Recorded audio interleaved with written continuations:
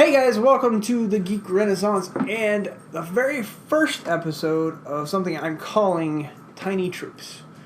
And it's a show that I wanted to do because I am absolutely in love with tabletop miniature games.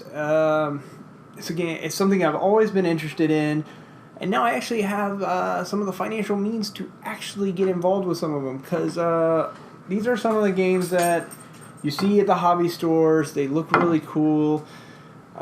People have these beautifully painted miniatures, and they're waging wars and battles of epic proportion. And I just wanted to kind of talk about the hobbies in general and the different type of miniatures you see on different game tables, and explain what they are, just kind of intro the show, and then talk a little bit at the end about where I'm going to take this show in the future, because there's a very specific reason that I started this show, and I hope you guys will indulge me a little bit.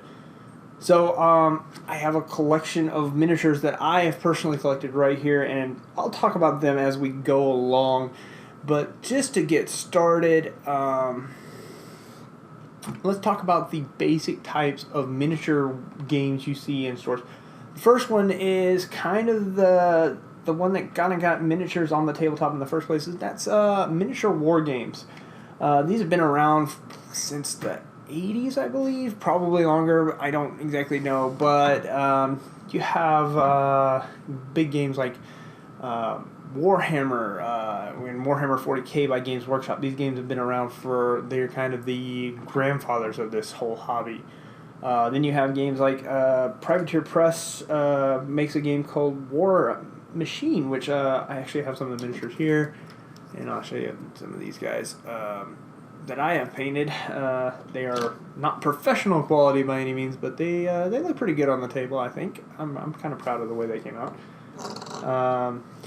And then you even have games like X-Wing and Armada by Fantasy Flight, where the miniatures don't need any assembly. They come pre-painted. They look pretty cool, in my opinion.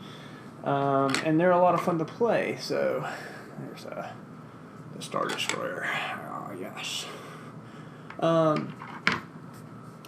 So these are, like I said, most of the games, like Privateer Press and Games Workshop and other companies, you have to build and paint the miniatures that come in that you get. So it actually brings a literal translation to the term assemble your armies. You assemble them, you bring them to the store, you compete against other players in tournaments or casual games, and they can be a lot of fun, but they're very intimidating, and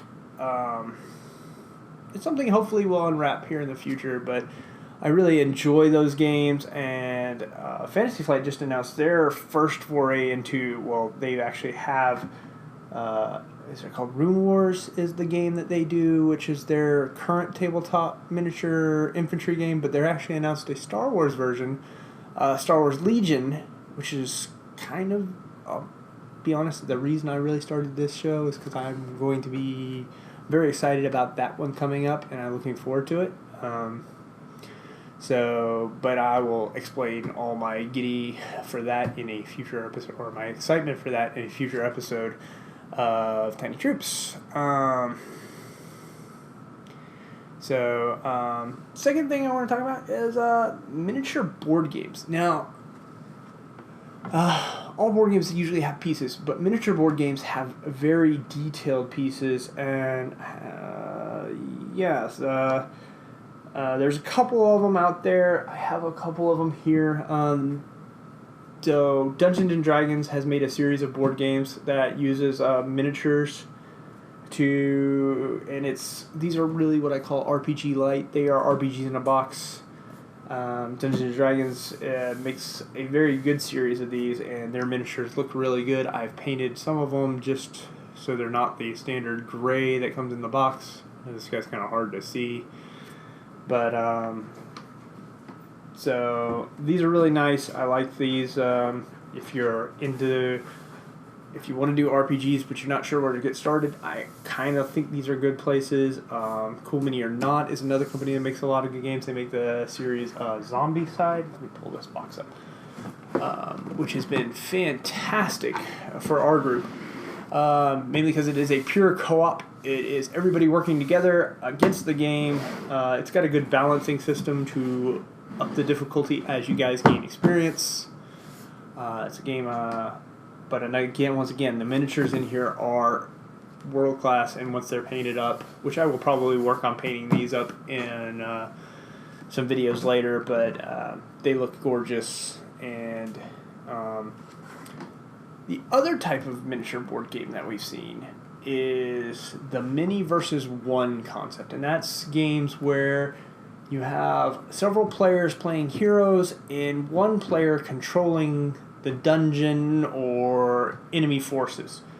There's games like Descent by Fantasy Flight Games that does this, Imperial Assault, and these have wonderful, gorgeous minis. Again, I have several of them here.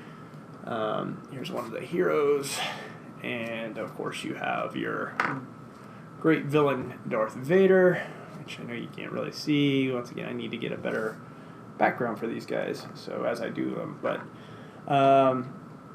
and there's Last Night on Earth, level 7. These are all games that where one player is controlling the enemies while everybody else is controlling the heroes.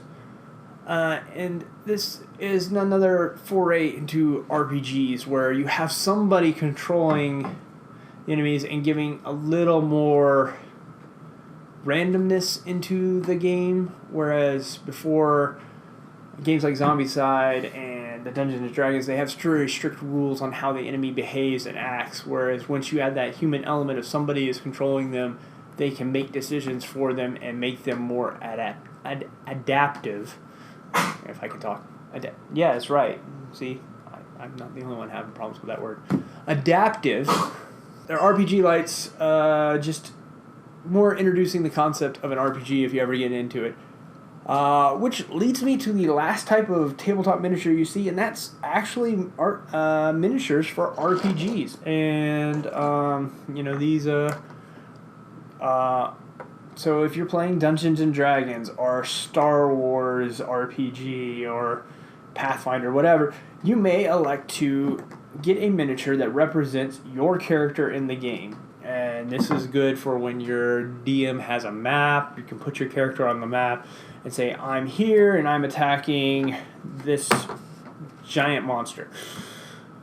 No, that's not even on the close-up camera, I'm sorry. This giant monster, and we're going to attack him. And you can position yourselves and represent movement, and it's just really fun for the players to pick a miniature, get them painted up so that that miniature now represents their character. What they see in their mind is what's on the table. And I find it helps me when my immersion, when my paladin shows up in all his glory and starts to really whoop up on a monster. It just helps my immersion because then I can see it, and then I can picture it through his eyes and picture what he's staring down. So, once again, I just think it helps add immersion to the games. That's why I love them. I love the fact that they come in all shapes and sizes. You can usually find the miniature that you're looking for, unless you're like me and you happen to be looking for a human male paladin miniature, which no store seems to have in stock. David at Gigabytes, hurry up, get that in there for me. I'd appreciate it. But usually you can find the miniature you're looking for.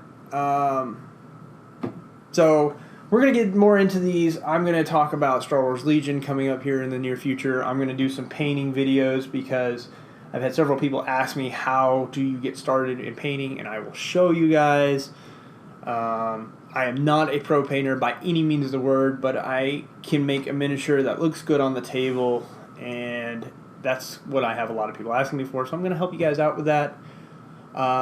We may take a dangerous venture into trying to build terrain for your table as I get ready for Star Wars Legion.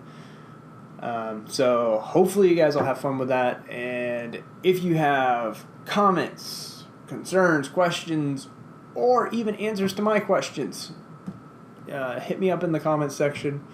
Make sure you like the video if you do like it. If not, tell me why you don't like it so I can fix it. This is the first in the series, and I hope to keep doing these for a very long time. Also, if you like what we're doing on the channel, you like the direction we're taking it, go check out our Patreon page. Give us a support. We got some cool goodies up there for you guys. And we'll see you next time. Love you guys, and I'll talk to you later.